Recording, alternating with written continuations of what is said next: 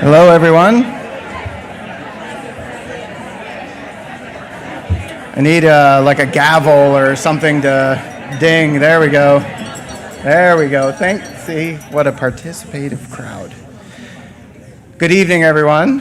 Thank you for coming. We're actually going to start out with a video. This is our first hybrid beacon. So we've got people here, we got people online. And so I kind of feel like I'm at a baseball game trying to time the commercials with the action.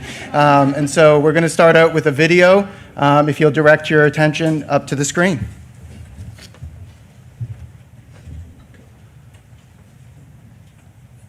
Throughout our 20-year history, Safe Harbor expanded services as a direct response to unmet needs in our community. We have fulfilled these needs with excellent services and programs, and our community has responded with their support. As the year 2000 approached, the world was preparing for Y2K, Bill Clinton was president, and flip phones were all the rage. Terms such as Me Too and consent were unheard of, and our awareness about issues of sex, power, and social justice were more limited than they are today. A nurse in the emergency department at Bon Secours was frustrated at the difficulty she was having finding shelter spaces for victims of domestic violence. The nurse approached Bon Secours about creating a domestic violence shelter in Henrico County. Bon Secours was absolutely happy and thrilled to participate and to help. It was then that Bon Secours' Richmond Health System was joined by representatives of the Commonwealth Catholic Charities, Henrico County, the Salvation Army, VCU Sexual Assault Program, and the YWCA of Richmond to address this need. In 2000, Safe Harbor opened its doors as an emergency shelter for domestic violence survivors in imminent danger. Over its 20-year history, Safe Harbor has expanded services to better meet the needs of the community. The organization's controlled growth allowed it to more fully realize its mission, to provide the support that survivors of sexual and domestic violence and human trafficking need to overcome their crisis and to transform their lives. Understanding that survivors needed emotional and mental support in addition to shelter, Safe Harbor added an adult counseling program in 2002, which today serves both women and men survivors in English and Spanish. In 2005, Safe Harbor created the first counseling program in the area to serve the youngest of survivors, children who have witnessed domestic or sexual violence involving a parent or guardian, as well as teens who are the victim of sexual assault, abuse, or dating violence. As a survivor of childhood abuse, I can tell you firsthand how important it is for children to get help. It truly takes a community to help a child overcome trauma, whether that be counselors, teachers, coaches, friends, siblings.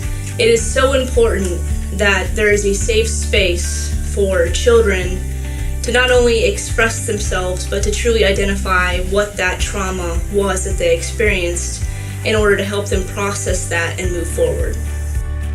Safe Harbor counselors work with children to give them coping strategies and to help them increase their long-term resiliency.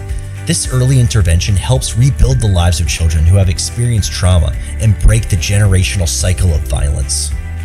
Partnerships with other community organizations are key to Safe Harbor serving survivors effectively and efficiently.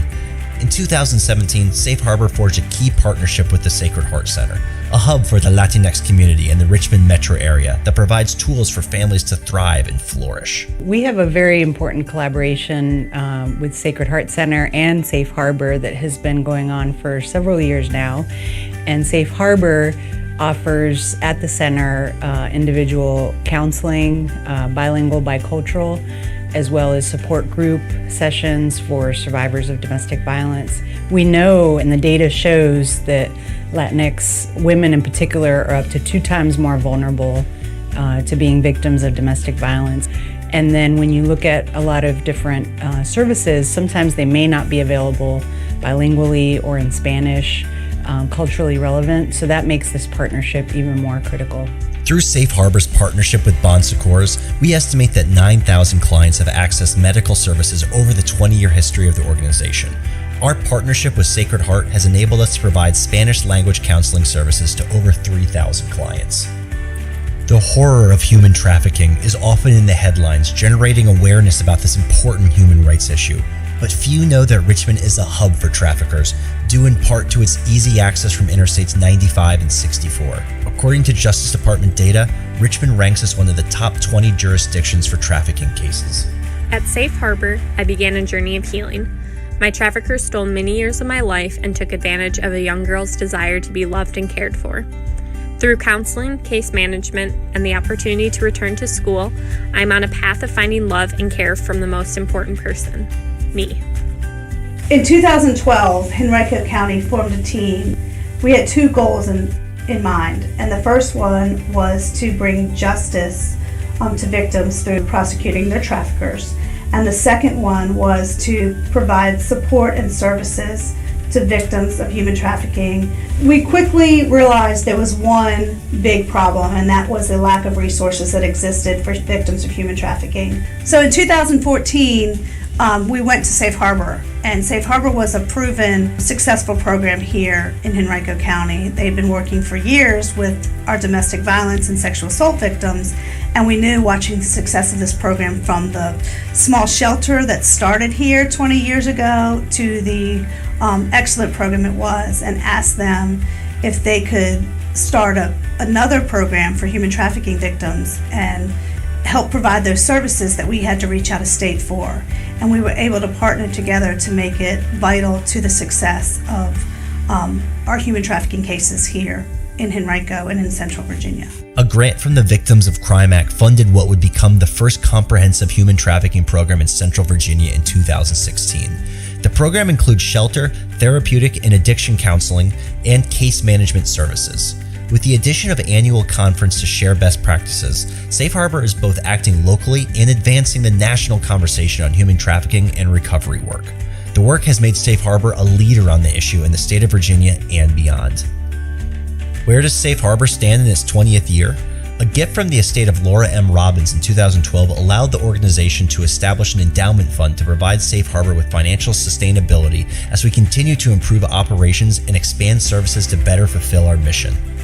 Having a hardworking creative team at Safe Harbor allowed us to pivot when the COVID crisis hit and we had to move all of our services remote. We were able to quickly adapt. We found a HIPAA-compliant virtual system to use for counseling. We made accommodations to provide safe shelter for those in imminent danger. We were able to continue to provide all of our services in a safe way for both our clients and for our staff. And as we transition to our post-pandemic life, the demand for services is even greater as survivors are feeling more comfortable reaching forward to get help. We're very grateful to our many donors who have supported us along the way and have really helped transform the lives of those who have been affected by domestic violence, sexual violence, and human trafficking. And we are very indebted to our volunteers who donate over 10,000 hours of volunteer service each year. Thank you all for everything you do to support us. We're so very grateful. Because of you, Safe Harbor serves 1,500 survivors and reaches over 9,000 people annually through education. Safe Harbor is ready to meet this surge in demand and the challenges to come. For over 20 years, Safe Harbor has prided itself in its ability to quickly respond to community needs. Whatever the future may bring, we will continue to adapt to provide the services and programs survivors need to heal and rebuild their lives. As we celebrate 20 years, we say thank you and ask for your help to ensure services remain available and accessible for survivors now and into the future. Together, we can be the light and hope for those in the dark in terrifying situations. Thank you. Thank you. Thank you. Gracias. Thank you to all of you for your support of our organization. We're greatly indebted.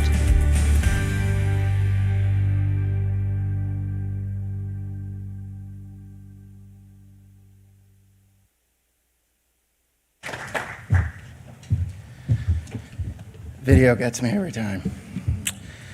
So, my name is Brendan Padgett. I'm the president of the board of directors for Safe Harbor. We greatly appreciate your presence here tonight, both physical and those of you who are here virtually, as we discuss Safe Harbor, the good work that it does, and to honor Amy for her incredible contributions to our organization. Of course, nothing Safe Harbor does comes without a colossal amount of support from a lot of people and a lot of organizations. And I just want to take a moment to say thank you to some of those now. First, this event, one of our largest fundraisers, cannot happen without our sponsors. And so I just want to take a moment and thank our sponsors. First, at the protector level, which is our highest level, we have Allianz Partners. So thank you, Jeff and team. For those of you who are planning travel this summer, we have a lot of people who would be happy to talk to you about travel insurance. They're sitting here, some over there, so please feel free to go and talk to them. We also want to thank AT&T, Vince Aprucez. Thank you very much. AT&T has been a wonderful, stalwart partner for years. Greatly appreciate your support. Thank you. And of course, if you have any mobile telephone services that you require, I'm sure Vince can point you in the right direction. And lastly, want to thank Elephant Auto Insurance. Shanae Labud could not be here tonight. I hope she's there online. If you need car insurance, Elephant is probably a good starting point for you. So greatly appreciate our protector level sponsors. Thank you.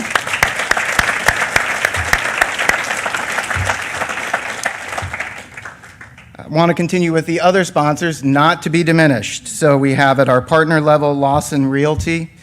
We have Patient First. At our friend level, we have Bain Katropa Trusted Patent Counsel. And the delicious beer that we were drinking outside, that was donated by Strange Ways Brewery. So thank you to all of those sponsors as well.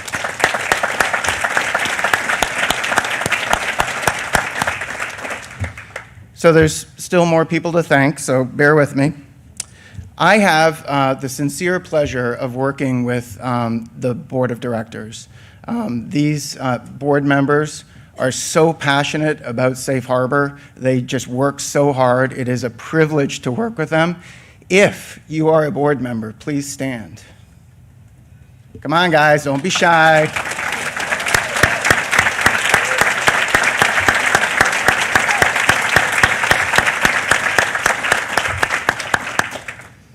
There's still more people to thank.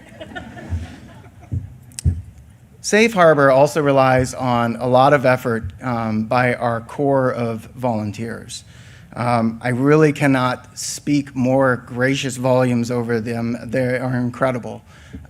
They volunteer their time, and there's nothing really that Safe Harbor does that they don't touch in some way, either from meeting people at the hospital or cleaning up houses. They really are fantastic. I'm not sure if we have any volunteers here. If you are a volunteer for Safe Harbor, please stand. There we go. Thank you. Still more people to thank.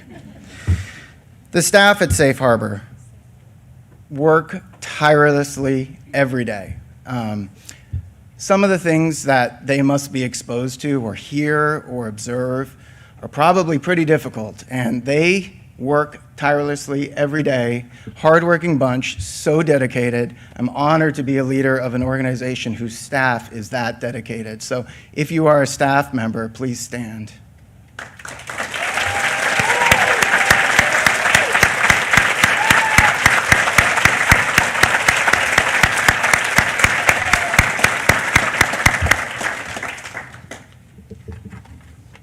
I know this shocks you, but there's still one more.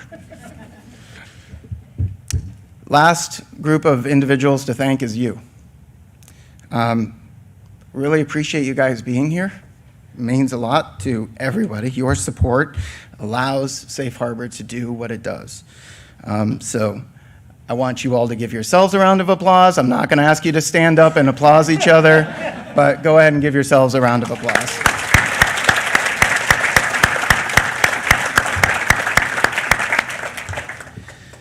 So when giving me suggestions on my opening, Mary Mopay, our development director, recommended sharing a particular memory that I might have from my tenure at the board. And to be honest with you, I really can't think of just the one moment, like the one magic moment. It really has been a culmination of just a lot of work done by a lot of people who really do care about what they're doing. So when I first started on the board, this was 6 years ago, the operating budget was $800,000. That was our operating budget. Back then, we supported victims of sexual and domestic violence, and that was it. Over time, we have gently nudged forwards with different services to provide. So for example, we moved into supporting victims and survivors of sex trafficking. We opened a new house. We created capabilities for the Spanish language, developing programs for children. And just this year, the board approved now supporting victims of labor trafficking, which is also a huge issue here in Richmond. So now that $800,000 operating budget from 6 years ago is over $2 million.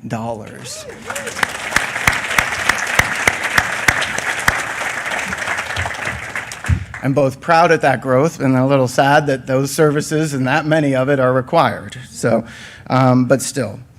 One of the things that I will absolutely remember, though, is working with all the people that I get to work with at Safe Harbor.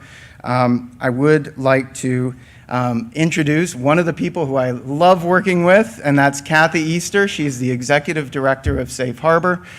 She's truly an inspirational leader to this organization, someone I truly admire. Kathy, please tell us a little bit more.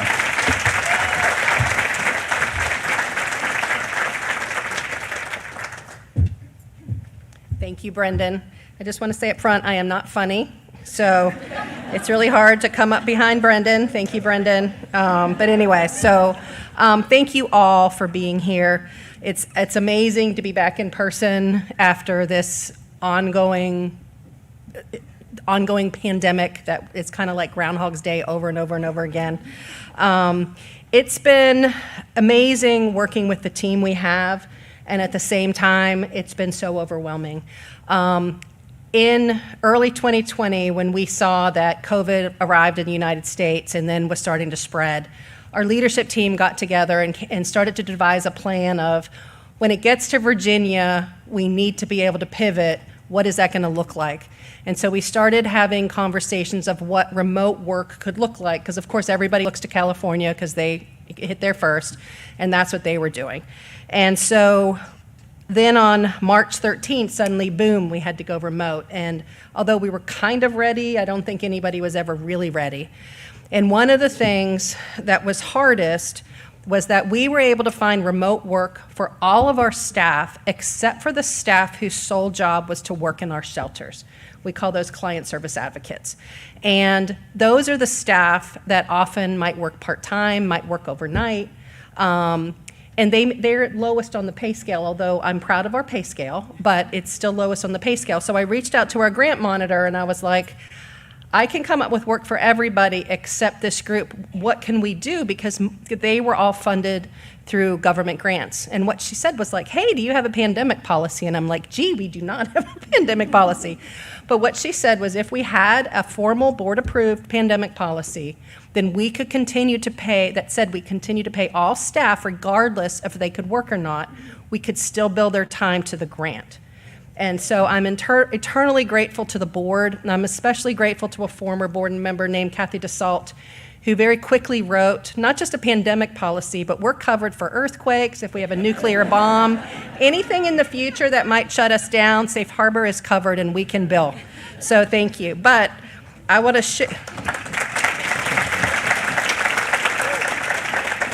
share, Mary, who's amazing, provided me some statistics that 33% of nonprofits during the pandemic either had to reduce services or reduce staff, and we did not. We did not have to lay off one staff due to the pandemic, and we were able to continue to provide services. And again, I'm incredibly grateful to the team. The pandemic has been especially hard because it seems that being trapped and closed in a home with someone who tends to be abusive, things just escalated. We've seen a significant increase in the lethality of assaults, more strangulations, more assaults with weapons, more clients that come to us with physical injuries. It's been really challenging. We've continued to do everything that we need to do, but this has been hard on staff, because staff in their daytime job are hearing all of these horrible stories, and then they're dealing with their own issues, that they might have lost a parent or a loved one to COVID, or they're not able to see a loved one because we have to stay separated. And I spoke today with one of our therapists named Blanca, and what she said is you just stay centered, right? Like, we know that all of these things keep happening, and you just find your center place and just hold on to that. And this is what our staff has done, and our staff truly are amazing, and I'm really blessed to be part of this organization. And the creativity and the ingenuity of our staff and volunteers have really helped guide us through this. So many things we've done. You heard briefly virtual counseling, but what you didn't hear me say in the video is right off, Cindy Capriles, who's our director of counseling, she found some trainings for staff, because virtual counseling is very different than in person. And the type of therapy that our staff do is really very hands-on. Like for children, there's sand trays, it's play therapy, because they might not be able to verbalize, but they might be able to use figures to explain what is happening without having to use words. So Cindy found some trainings for staff to help make virtual sessions impactful. And I believe that that's been very helpful as we've continued. We also did things like we moved our food pantry out of our office into our vestibule in our building so clients could come in and shop freely. We also got 2 different grants, one from Henrico County and one from the Department of Social Services, for a total of $20,000 to buy groceries for clients. And so we were able to pack our food pantry so clients could shop. But we also did special things, like we did a Thanksgiving meal. We placed an order at Kroger. I showed up in a U-Haul with my husband. We picked up 50 turkeys and 50 of everything to make a Thanksgiving kit. And clients could either choose to come pick them up from us on that Saturday, or we had volunteers to deliver them to them. And it was, when I say it was everything, I mean it was everything. And then we did the same thing at Christmas, but what we did at Christmas, instead of having a main meal, is that we received a grant from the Richmond Christmas Mother, and we bought Kroger gift cards. So we supplemented the food with either a $25 or a $50 Kroger gift card, depending on the size of the family, so that they could then go and buy their own main meal. But it's really been impactful. And Catherine, who is here, who's right there, who is our volunteer and administrative manager, has been amazing at recruiting volunteers who have continued to deliver food from the food pantry to clients that can't get to us. Because certainly transportation is a barrier, and if you don't have a car and you can't get to the grocery store and you don't have money to pay for food, then you're really going to struggle. But Catherine's just been absolutely amazing. And Catherine also took our volunteer training virtual. We'd never done that before. And she had never led the program, but due to a staff change, she stepped up, and it's really been amazing. And the feedback we've gotten from participants has been solid. I mean, you would think staring at a Zoom screen all day and then doing 3 hours at night, but the feedback about Catherine's program has been really solid. And so that way we've been able to train volunteers and get new volunteers in the program.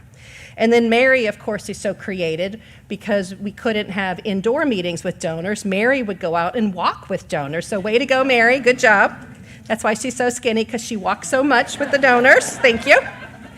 Yes. And then in the past 2 years, we also received a grant from the Office of Victims of Crime to expand our human trafficking program to provide more community-based services, and to also expand to labor trafficking victims. And so what that did, that allowed for expanded case management. We were able to hire an additional a therapist.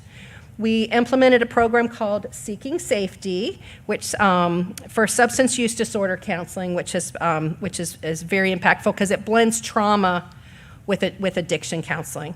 And then we've also expanded what we call our Wellness, Connection, and Resilience group. And so this is part there in Henrico County, as Shelley mentioned on the video.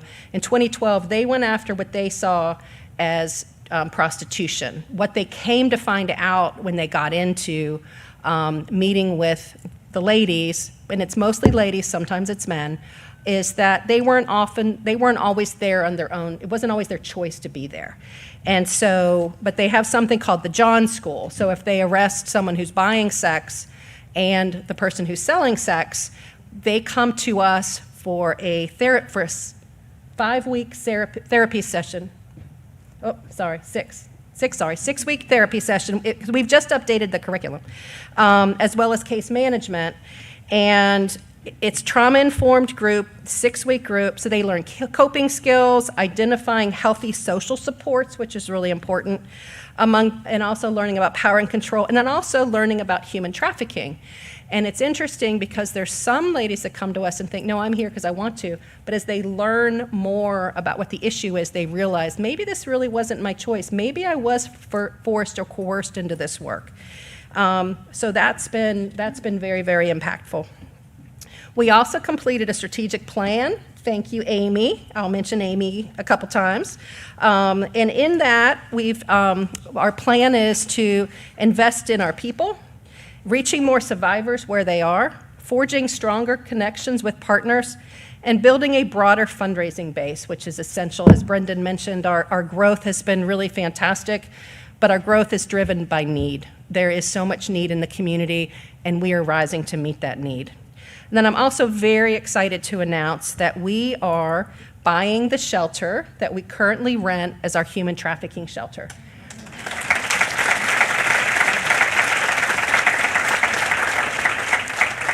So also during the pandemic, we launched a quiet capital campaign to raise money to buy this house. So we have a very generous landlord, and we've been in the house since 2012.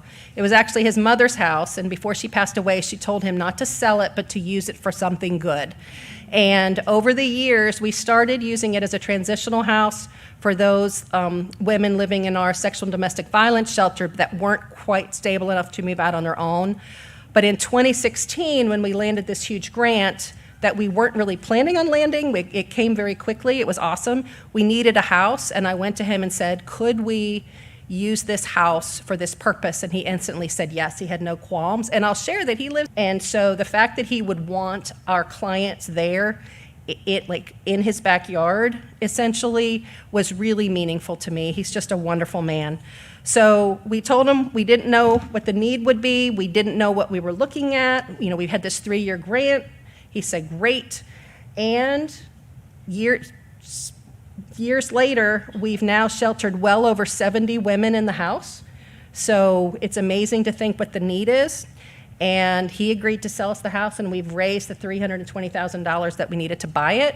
And now we've launched into phase 2, because our plan is in the backyard, because it has a nice big backyard, to build what we're calling the she shed, or Henrico County said we should call it the multi-purpose facility, because that was more legit. So we want to have it's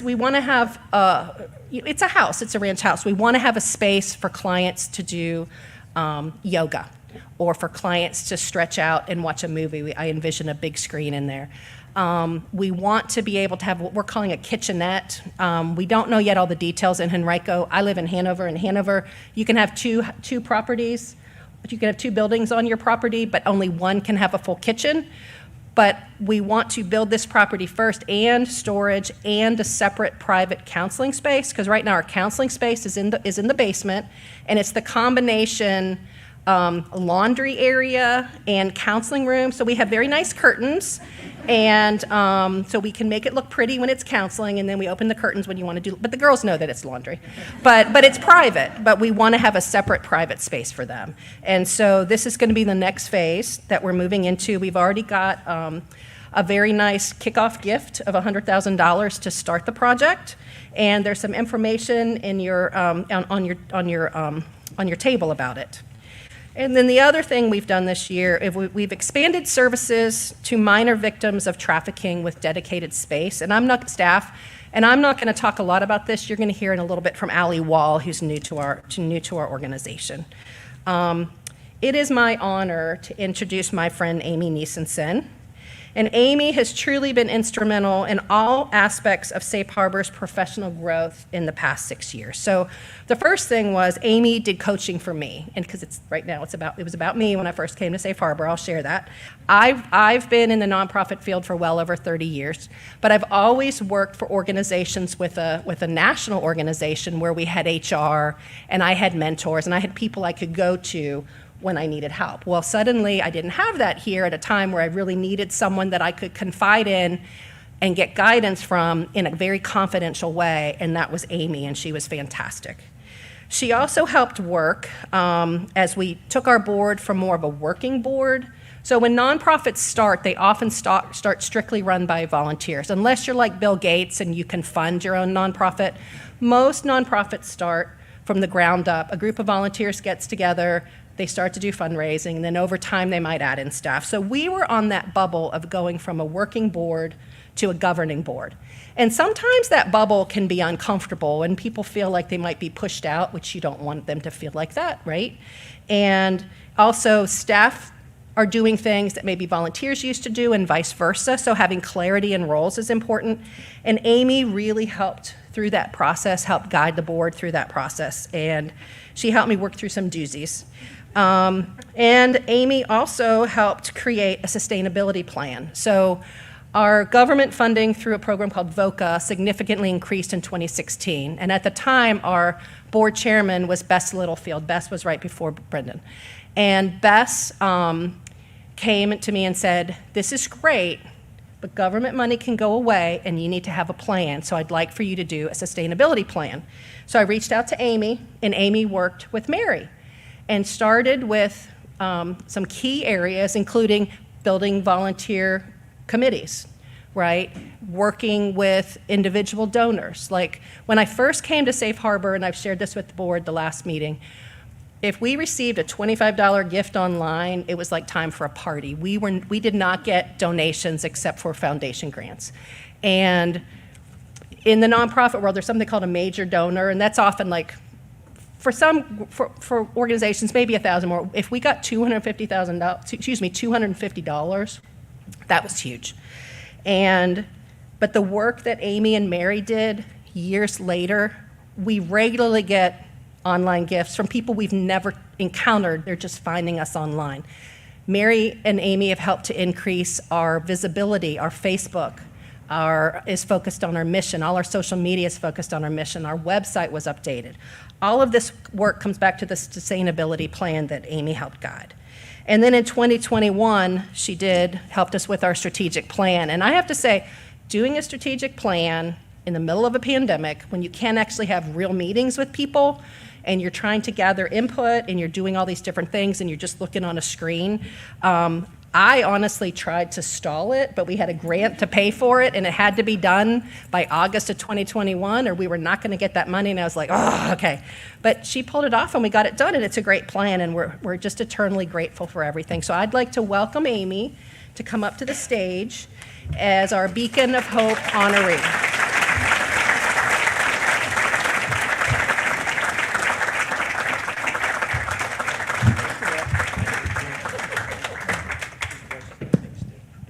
You can sit down now. My husband. Hi, everybody. I am both humbled and honored to be this year's Beacon of Hope recipient. When Kathy called me to tell me that I had been chosen, I was stunned. This was something very unexpected, but I so appreciate the honor. I became involved in Safe Harbor in the early 2000s. I was drawn to the organization for its mission and impact in Henrico County. Thank goodness I had not experienced sexual and domestic abuse personally, but I was aware of these issues because of my involvement in another organization, Jewish Women International. JWI was the first organization in the Jewish community to talk about domestic abuse in our community. One of our members in the Maryland area was shot by her husband in a parking lot in broad daylight. He was a doctor, and their kids kept telling their therapist that dad was going to harm their mother. The doctor didn't believe them, nor did he take any action to help prevent it. JWI is still one of the premier organizations offering advocacy and education for women and girls around domestic and sexual abuse.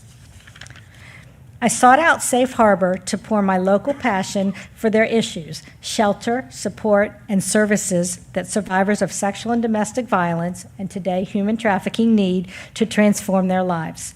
In fact, Safe Harbor is the area's primary agency that serves survivors of sexual and domestic violence.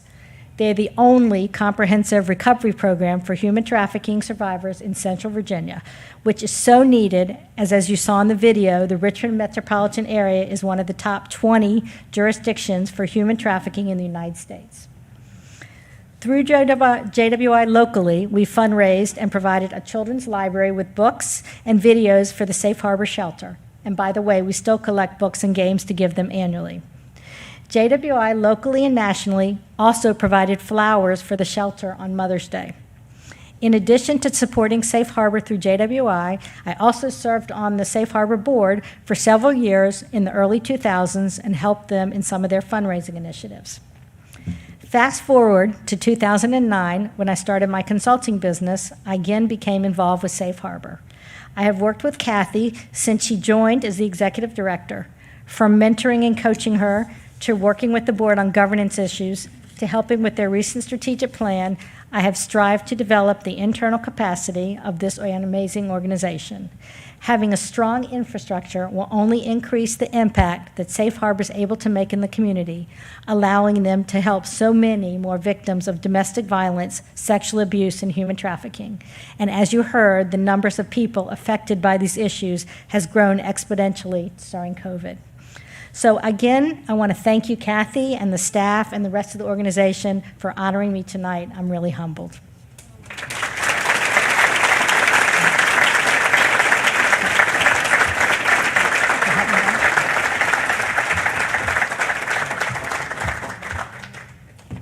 This is Amy's award, but I'm not going to go up on the stage with it because they will both fall off.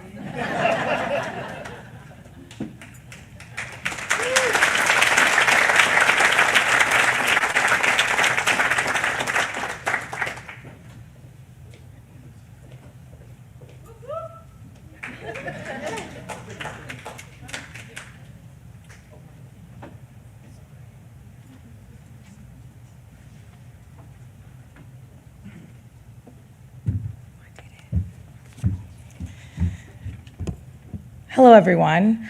I'm Allie Wall, and I am the Director of Human Trafficking Services at Safe Harbor. Imagine that from 3 years old, you were sexually molested by several family members, uncles, cousins, and your stepfather. Then you're forced to leave your mother and live with your father that you never had a relationship with, and he starts to beat you. You know no one. You have no friends, you don't speak English, and you feel broken and alone. Who do you trust? What becomes your perception of love? And what would you do?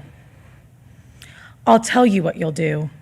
You'll run, and you'll run right into the arms of an abuser that initially treats you like a queen, that promises you a better life, to love you, to take care of you, and not let anyone hurt you. And you believe it.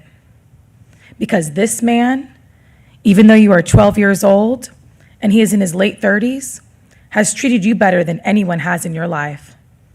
So you do whatever he says. And what he says is that at 12 years old, you will start to strip. You will have sex with several adult men every night for months. You will be drugged, forced to drink, and forced to engage in sexual acts that you didn't even know existed. But still, you believe he loves you. You believe this 30-some-year-old man is your boyfriend, your protector, and you'll do whatever he says. Imagine that was you, your daughter, your niece, your son, your friend, or your coworker. How do we expect them to lead a healthy, productive life after this? This story is real, and one of the many I've heard during my years of working with juvenile victims of human trafficking. Far too often when we look at a juvenile victim I just described, this child was just into older guys, just too promiscuous, just a child that didn't listen to her parents, that just didn't follow rules, and was just a drug addict. This child was just none of those things. In fact, she was an abused child that made the perfect victim. Traffickers prey on children just like this one. They seek out the vulnerable, the ones that have been abused prior, who might not speak English well, who might have mental illnesses and other delays, and who they know they can gain control over. Now imagine this 12-year-old never gets help. She never receives treatment and is never identified as what she truly is, a victim. This world becomes all she knows. This is how she survives, how she makes her money, how she has shelter over her head some nights, how some nights she can eat and take a shower. And then maybe she moves on, and a new trafficker picks her up. This one's more abusive, threatens her with a gun, and makes sure she knows this is not a choice. She spends her 21st birthday at the Motel 6 as he controls her with drugs. He shoots her up with heroin and forces her into withdrawals when she doesn't make her quota. He has the control. Maybe she forgets for a second. So he brands her with his name across her neck to remind her of who she belongs to this world and to him. And she believes this. She believes this is her life and all she will ever have. And she has no way out. These women and men and children, they build their survival kit, their skills that keep them alive. They use drugs to numb the pain like we use Tylenol to numb ours. They steal so they can eat. They lie so they don't go to jail. And they manipulate like they have been manipulated.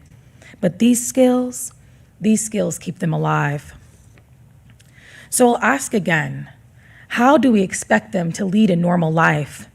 When we see a woman in sexualized clothing on the street, or a drug addict on the side of the road, someone begging for money, what are our first thoughts? They should get a job? It's not our fault? It's theirs? But really, whose fault is it? That 3-year-old that was raped as a child, beaten by her father, and trafficked by an adult? These victims have been cut off from all resources to get the help they desperately need. Currently, I have 17 children victims from the state of Virginia. They all have similar stories. There's so many unidentified victims out there that need our help, and that most often is the most difficult part. They don't know they need our help because they don't know they're victims. They believe they are in love. This is their boyfriend, their husband, and they are trained to remain loyal and distrust us. When law enforcement and victim advocates make attempts, we are not always successful. There is such a high recidivism rate because of the level of trauma. When we are able to reach them, the road ahead is long and hard. I didn't even know I needed Safe Harbor, or that Safe Harbor needed me until January of this year. Kathy came to me and asked me to work for Safe Harbor, and my exact words were, "I don't do adults. I only work with children." At that time, I was looking for a new position, but I didn't want to abandon the juveniles I had been working with for 2 years. Kathy told me I could continue my services at Safe Harbor with all of my girls. That day was the start of my new journey with adults, and Safe Harbor's new journey with juvenile victims. Safe Harbor provides so many needed services to these victims on their journey to survivors. These victims need to learn how to re-enter society, how to gain job skills and employment, learn to socialize. They need to continue their education, get basic medical treatment they were never allowed to have, and routine dental checkups. They need our counseling department that teaches them coping skills and how to identify abuse. They need our court advocacy program that supports them in scary situations so they don't feel alone. They need our volunteers who give their time and areas of expertise. They need every staff member that contributes to their survival, and they desperately need you. Your support helps them to celebrate their successes, have food to feed their families, toiletries and culturally appropriate hygiene items, participate in social activities in the community, get a new outfit for a job interview, become a healthy mother, learn new skills, and put them on the path to transform their lives and allow them to be proud of the women that they become. Your support ensures that Safe Harbor remains available for all who seek help. The sale of our women, men, and children is the number 2 money-making crime in the nation.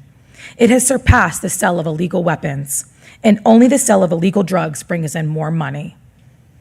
These criminals are making money off of our wives, our nieces, our nephews, our daughters, our sons, our future.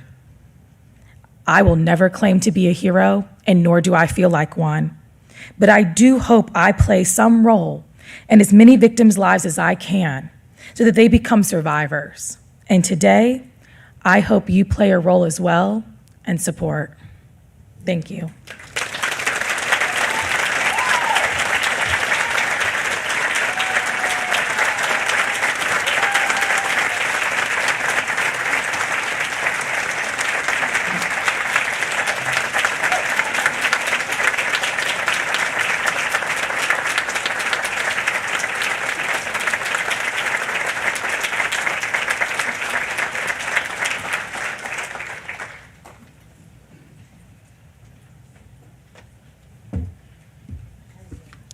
Kathy's worried about coming after me. Really.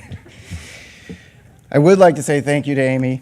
It's been a pleasure working with you. Well-earned, deserved award. And thank you just so much for everything you've done for Safe Harbor.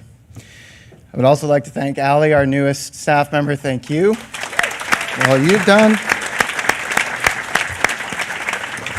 Sharing what our juvenile clients go through and what that journey looks like.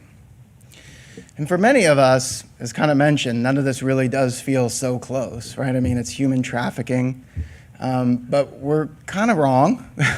As mentioned in the video, 95 is a main corridor for human trafficking, and Richmond is a stop, and it's not a stop for rest.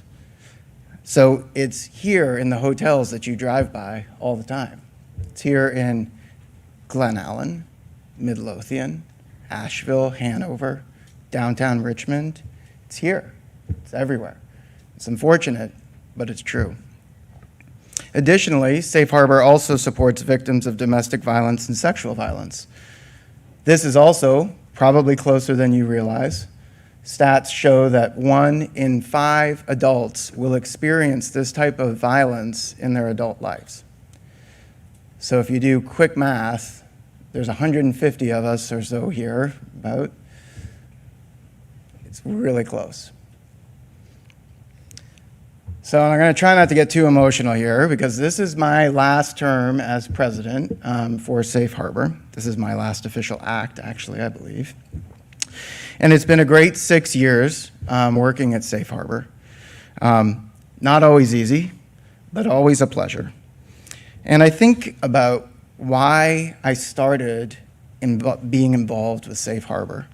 You know, why would you spend, so many hours, missing family dinners, working weekends, lots of hours, and then, you could be spending that with family, with friends, with your daughters, with your wife. But that's when, you think about it, that's why I want to pour into Safe Harbor, because of them. And I would never hope that anything would happen to them. But if it did, Safe Harbor is the place that I want to be available for them. I want them to have a place where they can get support, counseling, legal advice, and volunteers who will help them cope, survive, and recover as much as possible. So my question for you is, who are you going to donate for tonight? Is it friend, family, someone who's dealing with those issues right now while we are here? Is it Allie's clients? Who is it? Who are you going to donate for tonight?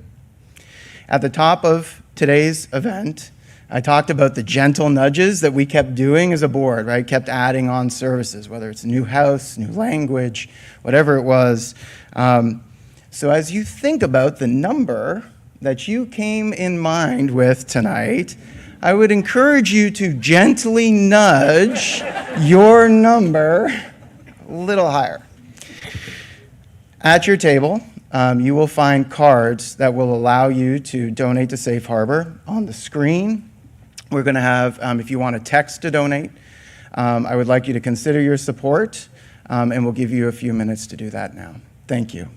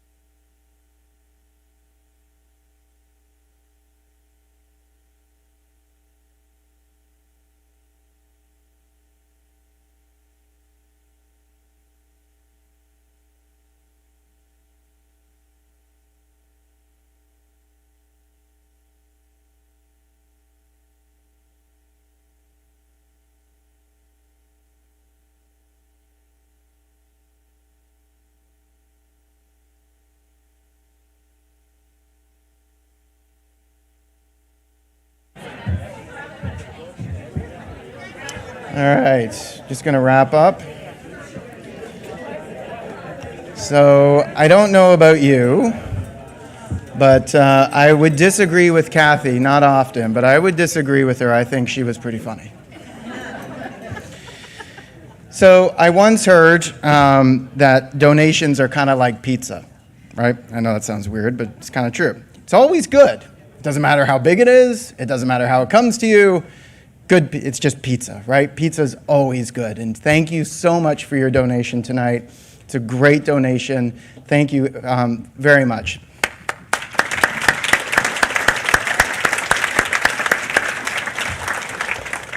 So, how else can you help? Because, you know, one piece of pizza is great, but two pieces of pizza, right? I mean, come on. So, on your table, hopefully some of you used it. That pen that you used, if you were writing on a card, that is our gift to you. And the reason, I know, right? This is the swag, guys. This is what we do. The reason why that's our gift to you is because it has our hotline number on it. Okay? So please take that with you. If you need it, use it. If you know someone else who needs it, please give that pen to them, or at least the number. Okay? So you always have that with you. So that's one thing. The other thing, your table also has kind of some statistics around some of the things that Safe Harbor is doing, as well as what's going on in the community. Our contact information is there, so if you want to participate more, please feel free to contact us. But don't worry, we will send you emails because we now have your email, so please expect to hear from us. There's a lot of different ways. This is one great way to support Safe Harbor. There are many other ways, as you heard at the top of the evening. So in closing, I just want to say thank you so much for everything that you're doing tonight and everything you will do for us in the future. Everything Safe Harbor does cannot be done without support, and support like yours. We're grateful for the empowerment that you gave us tonight to transform lives. Thank you. Travel home safely, and God bless.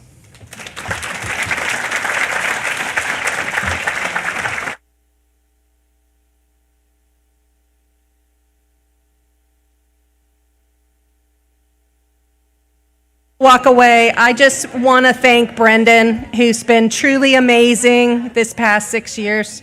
I've actually loved working with you. You're an amazing leader. You're so inspirational. Your family's been so supportive. And Mary and I are really, really going to miss you. And thank you for everything. So.